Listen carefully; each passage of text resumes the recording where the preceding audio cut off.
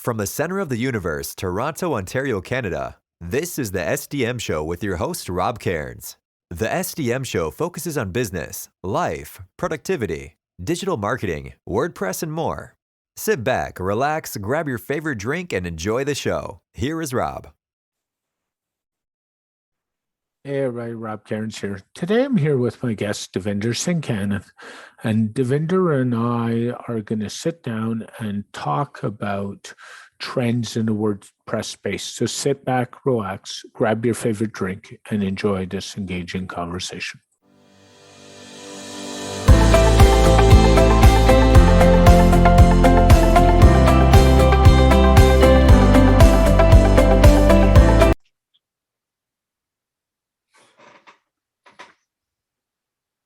Hey everybody, Rob Cairns here. I'm here with my friend Davinder Singh Kanith today, and I thought we'd talk a little bit about all the mergers and all the consolidation going on in the WordPress space. Davinder, how are you today?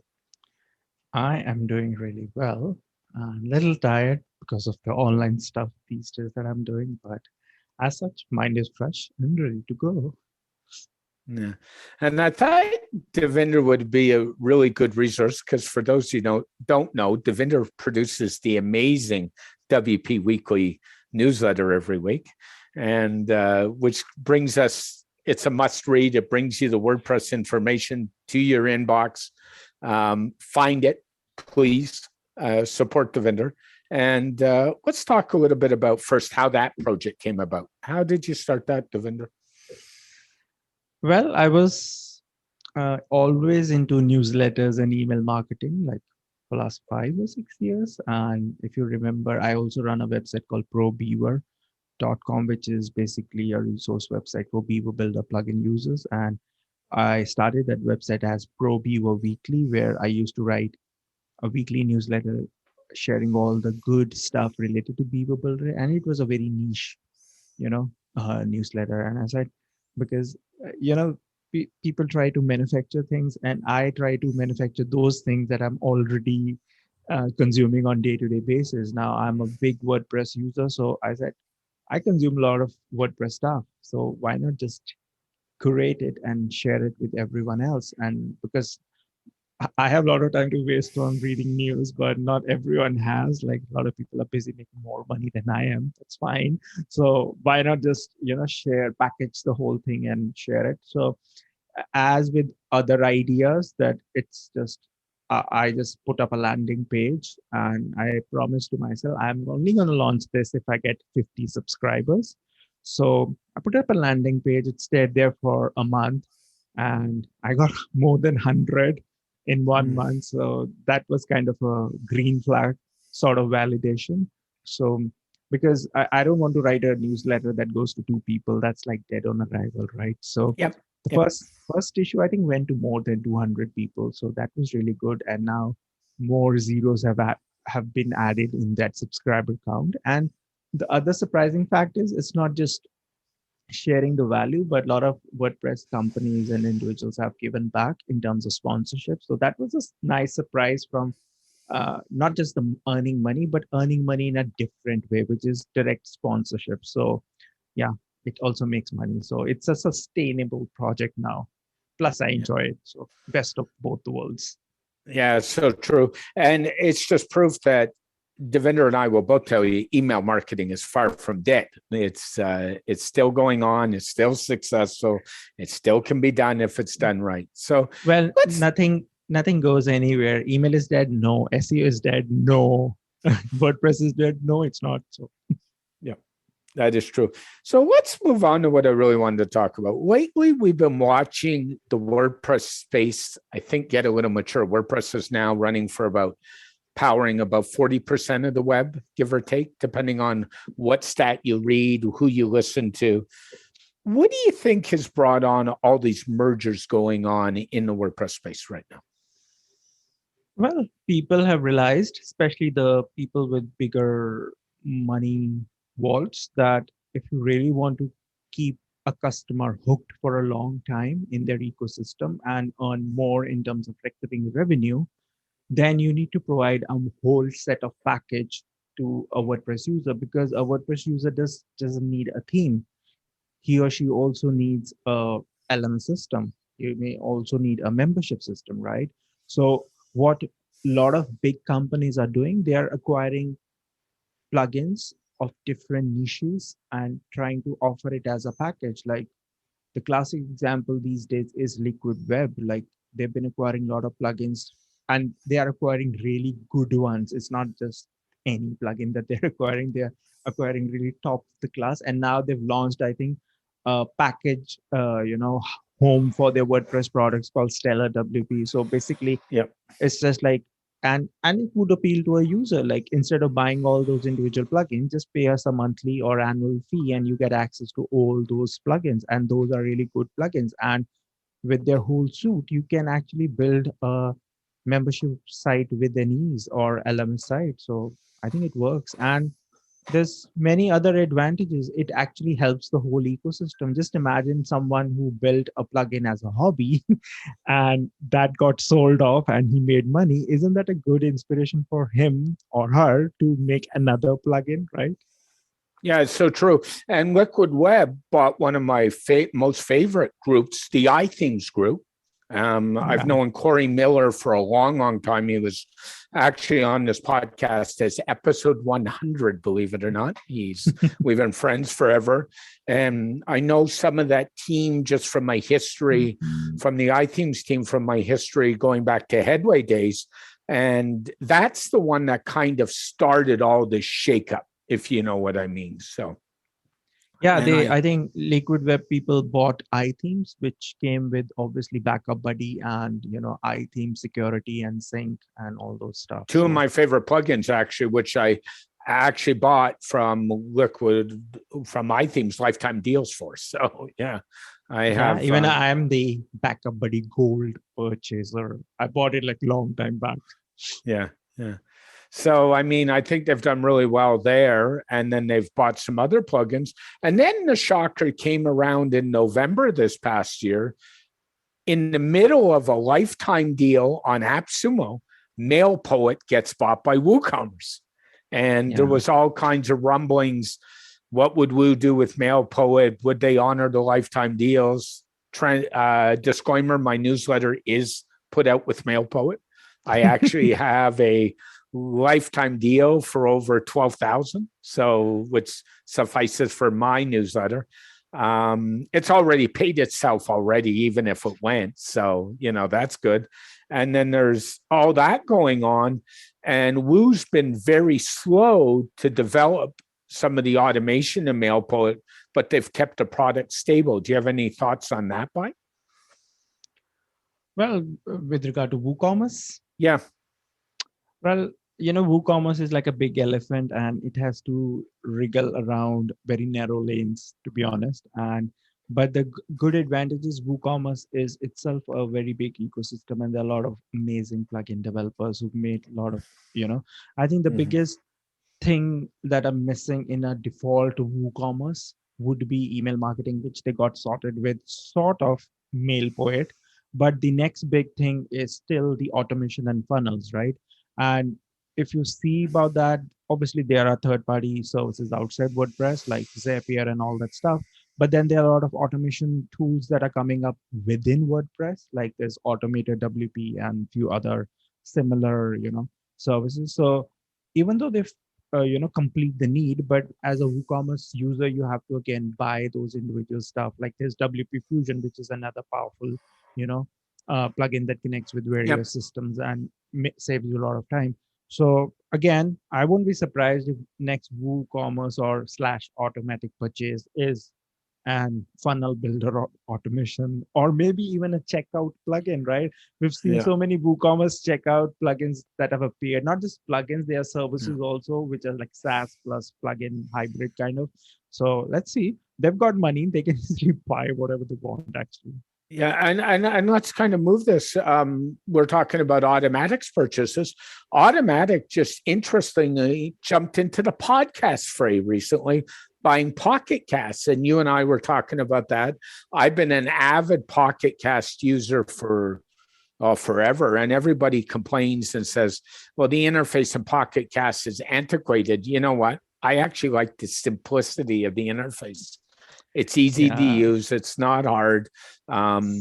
If you want multiple devices, they only charge you like $10 US a year to get it to sync. It's been my platform of choice for a long, long time. And so Automatic has valued that. And the other purchase Automatic made recently that I found was even more interesting is they bought a company that focused on journaling recently as well. So any thoughts on that one? You know, honestly speaking, when some company buys something like Pocket Cast or, you know, something that's a little unrelated, you scratch your head. Really? Why? Really? And then you say, oh, when you have extra cash available, why not? Right? And you're forgetting the big purchase that Automatic did, like Tumblr, right? It was like altogether different platform. And what they did is they just switched the whole thing on WordPress. And if I remember, recently they introduced a membership on Tumblr for a paid thing, and there was a little black clash, like, why are you introducing membership on Tumblr and all that? So maybe they're trying to monetize it now. But sometimes, people not just buy products for their functionality, they also buy it for their users, right? So it's all about, making sense of things. Yeah, it's so true, Davinder. And remember, for those who don't know, Automatic took a very large increase in dollars from Salesforce recently. So, they've got a little bit of money to spend, so to speak, and that's interesting. The problem with Automatic is there's people who love or hate Matt. I'm not a Matt hater. I'm actually really grateful for what him and his company have given us as a community. I had the pleasure of meeting Matt at a Toronto meetup about 7 or 8 years ago here in Toronto. He was here. I found him an intelligent guy. I mean, the problem is I've heard people, including a certain podcast recorder who I will no longer listen to, call Matt the beloved dictator, but but it's not my feeling. I mean, I think he's done a lot and his team has done a lot, and I think there's a lot going on there. And it's easy to hate.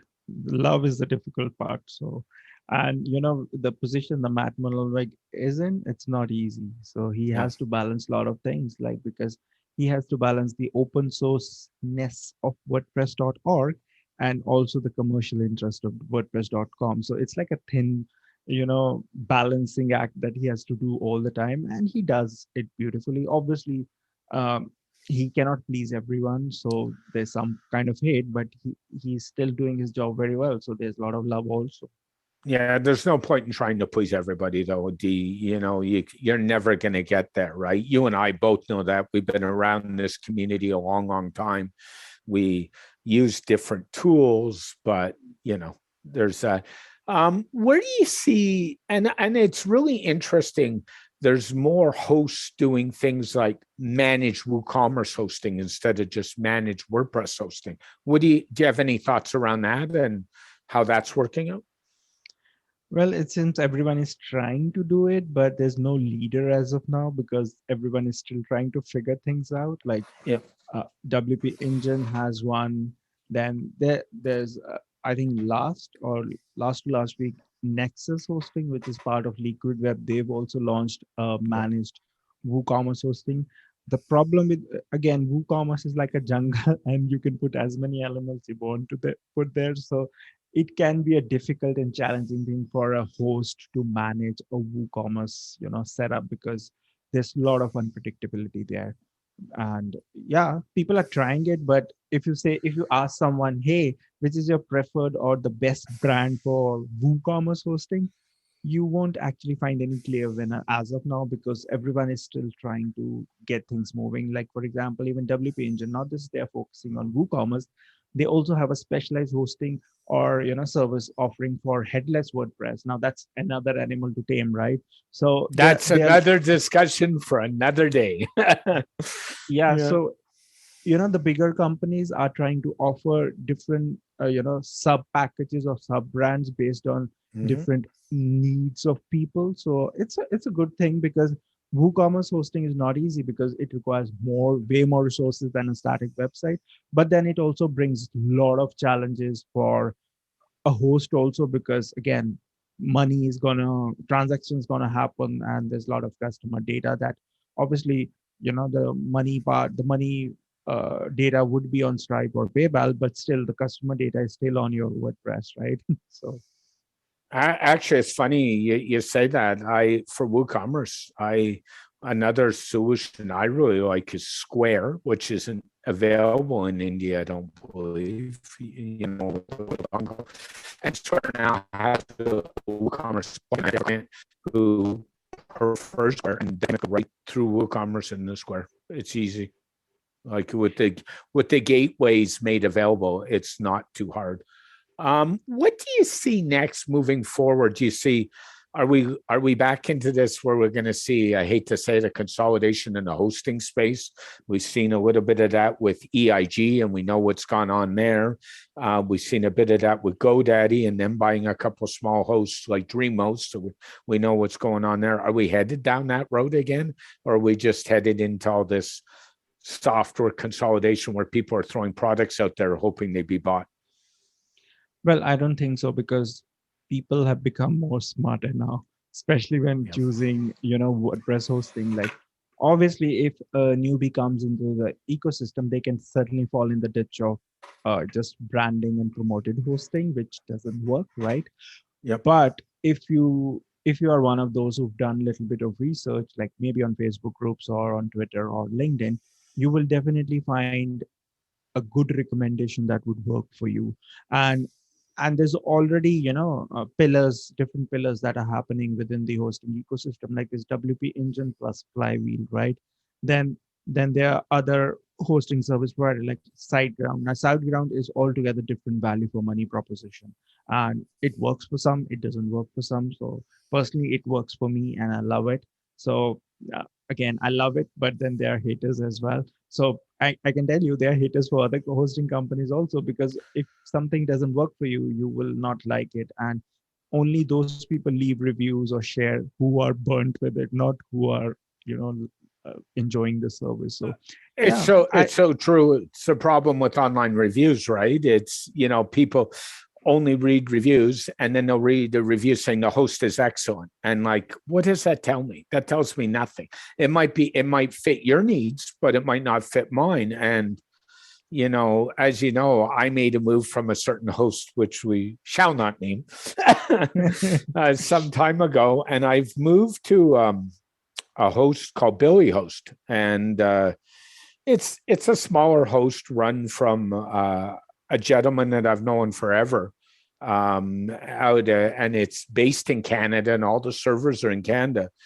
And for what I was paying a certain other host $30 USD for, I can get for 950 Canadian. So you tell me, right? So it's not just a money thing, though. It's also a support thing. When certain hosts grow too much, they get into this, oh, we won't do that anymore because it costs them money. Like they do so much to get the growth there, and once the growth gets there, they cut you off, and that's a problem too. Like, just take care of your people, support your customers, and you'll be 10 times better off, and right? this is not true for just hosting company, this is true for any business actually. Yeah, yeah. So look at the big ones like Walmart, Amazon's, and all that stuff, right? Yeah, I mean, you say that, and for me, my mom said to me last night, "Why are you such an Amazon shopper?" This conversation came up again, and I said, "Well, besides the pandemic, Amazon takes care of me. I mean, I've got an order right now that was supposed to be delivered Friday, and I've got an email saying it's out for delivery today. That's, 2 days ahead. That's better than being a day late. Or when you have a problem, Amazon that's does." why that's why Amazon is a leader. Like here, Amazon came like 5 years back, or maybe Yeah. little, and they've decimated everyone. Now there's Amazon, and no one is a number two. Like no one even close now to number two there. So Davinder, I've been a Prime member in Canada for 10 years now. So that tells you. And and it's other things. Amazon started off as a book company. Well, I'm an Audible member as well, so I pay for Audible, so they get me there too, right? So I get audiobooks through them. I'm a Kindle user, so I use Kindle books on my tablet. So I was saying before we got on to record this, I was ordering Ross Brand's latest book that released this morning. Shout out to Ross. I already ordered that book and both the paperback and the Kindle version. I want both. So yeah, they are a leader, and the leader starts from service. And one thing, going back to a company like Liquid Web has done, being an iThemes sub-customer, they've done a really good job about supporting their clients and servicing their clients. And that's kind of good, where certain other companies, and not just in our space, in any business, they don't service their customers, right? Exactly, because it's not about making money from the customer. It's about making money again and again from that customer. That will make you rich, not the one payment, but the multiple payment. People forget the recurring part, right? So yeah, and the cost per acquisition of a new customer is more than the cost of an old customer. You and I both know that. So, it takes more. It's cheaper to keep an older long-term customer. Something telecom companies have never figured out, but that's another story for another day. And even Automatic has gotten into this with a little bit with Jetpack. We talk about all the mergers buying Fluent CRM, right? They're starting to integrate that more. Do you have any thoughts on that one, or no? with regard to Jetpack? Yeah. And then buying a CRM. Well, they bought, I think, the Automatic people bought a CRM called No BS. Now understand what BS is. It actually means BS, right? So they bought that No BS CRM and they rebranded it as Jetpack CRM. So that's the only thing they did. So it's not they made any CRM of their own, and it's there.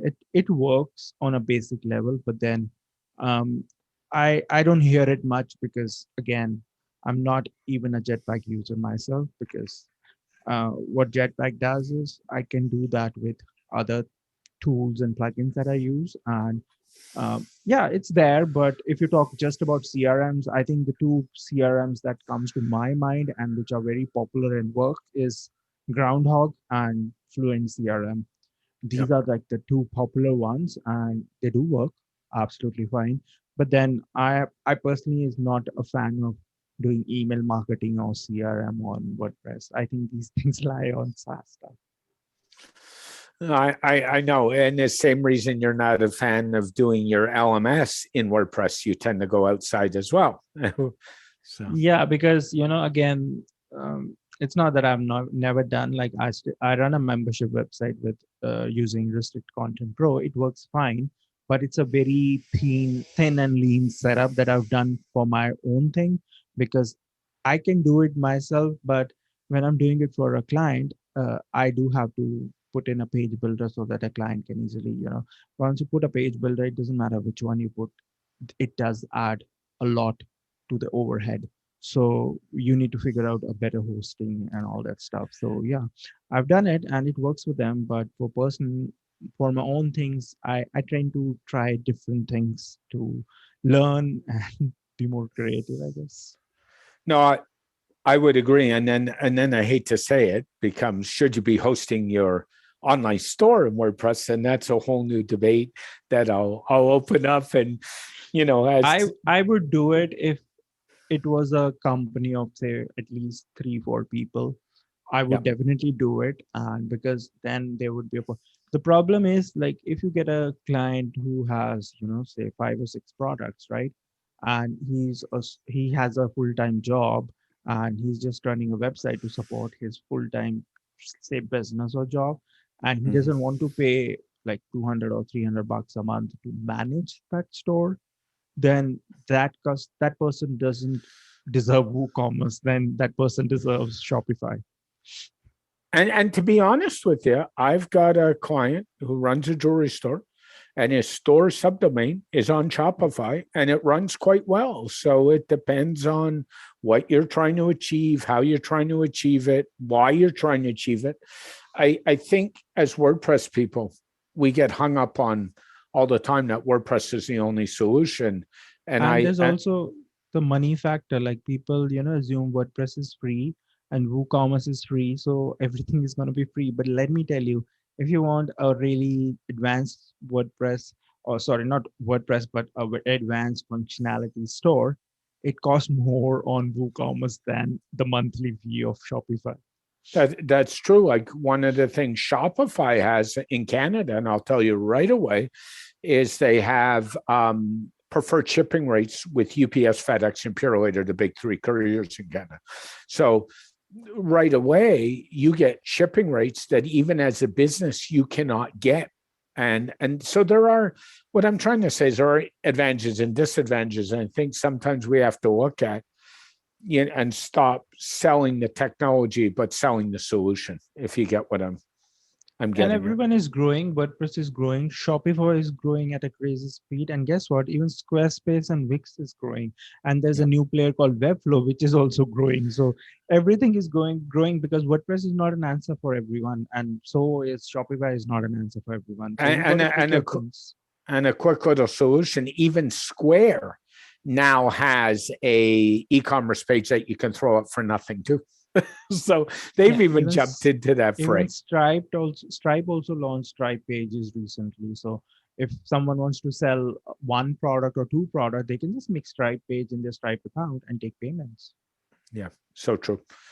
So I really think the last half of this year, we're going to see some more acquisitions. I don't think we're done. And I think this is just the nature of business. I mean, we're talking it from it in a WordPress standpoint, but this has happened all over businesses, all over the years.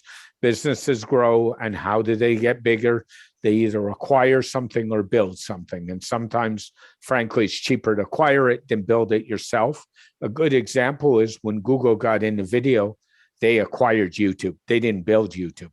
And people forget that. I actually have a YouTube legacy account that was moved over from being a YouTube only account. So. Now that you mentioned, funnily, none of the contact form plugin got acquired in recent times. So you may see a contact form plugin getting acquired by the big guns. And from a security perspective, that probably wouldn't be a bad thing, because we all know lately all the contact form plugins have been under fire, especially Contact Form 7, Fluent Forms, you name it. They've all the big form builders, Gravity's had, not recently, but I think 6 months ago, they had a vulnerability. So they've all gone through some vulnerability problems as well. So I think that one of the big guns is going to acquire somebody, and once the first one goes, it will be like a chain reaction, right? Because there was one, I'm forgetting, the Ninja Forms was acquired by Formidable Forms, and one was retired, something like that. But that happened a long time, right? Yeah, and the last thing Ninja Forms bought, interestingly enough, was a company called Ninja Shop. And for those who don't know, Ninja Shop was the old e-commerce plugin that iThemes developed, and Liquid Web didn't want it when they bought iThemes, so they spun it off to that was called, I think, iThemes Exchange, something like iThemes Exchange. That's correct. Yeah. And that morphed into Ninja Shop because Liquid Web didn't want that. They wanted to support Woo, and they spun it off right away. And did it work? Ninja Shop, I've never heard now. Is it like alive or dead? I don't know anymore. Because I still remember when iThemes Exchange came out, it was really a lean, shop plugin. And it was positioned as the emerging baby competitor to WooCommerce. But I guess some internal forces killed it. Yeah. Somebody killed it somewhere. And I think we're getting to the point where, it's interesting. I'm wondering if we're going to see a consolidation in the page builder space. That's the other place I see it coming.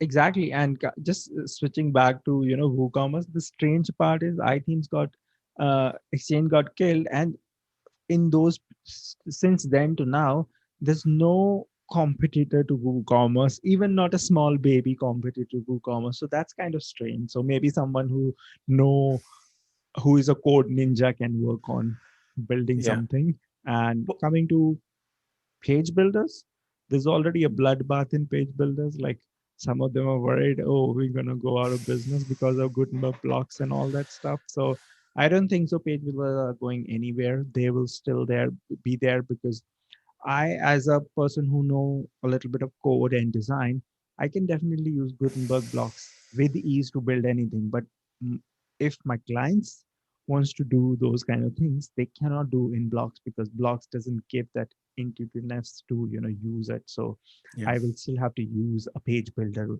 whether it's an Elementor, Beaver Builder, Divi. It doesn't matter because the end result is still the same. Yeah, and that said, and how WP Baker is still alive, I'll never figure out. But that's another story, right? But even the interesting part, but now that you mentioned WP Bakery, a lot of people can get confused with the old WP Bakery, but the new Yeah. one is called Visual Composer. They're all Yeah, it's Visual different Composer. products. Yes, yes. And I was checking the Visual Composer, code and all that stuff. It looks pretty neat compared to all the big bloated heavy page builders that we have. Yeah, one of my favorite clients who I host and do security updates for is probably one of the top 3 license plate manufacturers in North America, and they're on Visual Composer, and their site runs fine. I was just kidding to the. It's not the page builder, like people blame page builders and all that. Now, if you're gonna use page builder, you just can't be on $2 hosting. Now that's like you're already committing suicide, and now you want to put then you might as well just jump off the bridge and get it over with.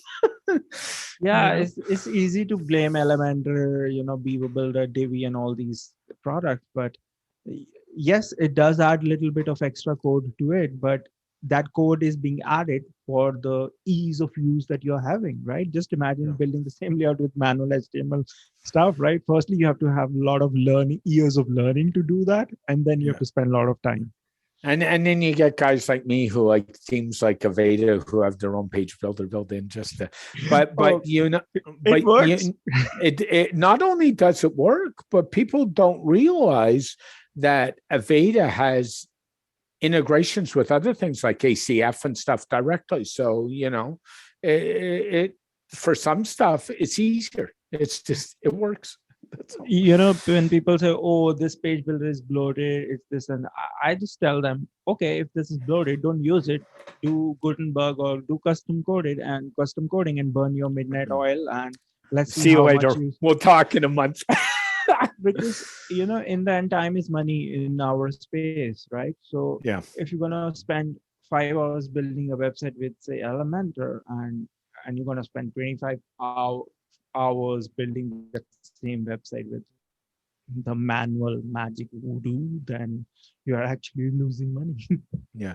I almost wonder, though, we talk about consolidation, if we're going to see some of these page builders get bought by web hosts or so then they can offer a web host and a page builder and a base theme and say, here's a package. And, a company that looked at doing that and they really blew it was a company called Headway back in the day, where one of the things before they got into all their mess was they were looking at offering Headway on a host with plugins and offering as a package. And I don't think for a novice, that's a bad idea, to be honest. Headway as a page builder or, as a tool for building website was way ahead of their times. Like there was nothing like that during that period. So I think it's just some people are good at developing a product, but some people are really bad at marketing a product, right? So they they just didn't have that, the marketing side. And I knew Grant very, very well. And one of the things I think that happened there was, honestly, they offered too many lifetime licenses. By the way, would you like a a historical copy of Headway 3.17 just to play with? I can offer you one. I've used Headway a lot during those times, and offering a lifetime deal is not a bad idea, but then you have to switch over to recurring at some point. I guess they did it. I think they never did it, or they were too late. But Headway as a product they did it with version 4, Davinder. Yeah, but Headway as a product was really good. It was neat and it worked and it was revolutionary. Like a person who would have never used Headway and they started using it, and it's like light bulb moment. Oh, you can also do that with WordPress, right? So now, obviously, all page builders kind of do that because they had a now talking about who will buy which page builder. Now, if you see and circle back, a lot of cheap shared hostings always had a page builder, which never worked, right? But now, if you talk about who will get acquired, I don't think so. Elementor will get acquired by anyone because it's way too big for anyone to get their hands on, because the valuation of Elementor is way too high. I guess only the smaller ones might be on the hit list, maybe Beaverbuilder, Divi, and all kinds of those page builders. So I would think, and I'll make a prediction right here, the first page builder buy is going to be Liquid Web. That's my prediction.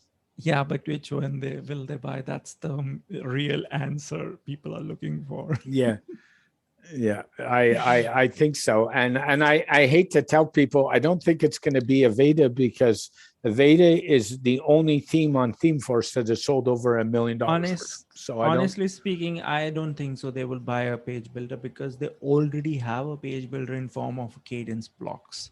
So they will just beef up Cadence blocks to work more like a page builder or a better page builder. That is true.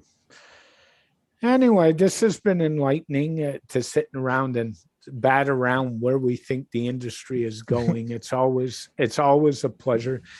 Davinder, WP Weekly, and then your very CSS project, where can I find them? Where they can get a hold of you? What's the best way? Well, I have a half-baked landing page website called iDavinder.com. I as an iPhone, followed by Davinder, Davinder. And iDavinder is my profile name everywhere. So you can find iDavinder on Twitter, Facebook, LinkedIn, Instagram. Yeah, that's about it. No other social networking sites. No. And if you're bored, you can get into one of these 1,000,001 group conversations that go on every day with Davinder. And what I'll tell you is, not only is he a good friend, he's very approachable and very helpful. So thank you for what you give back to the community.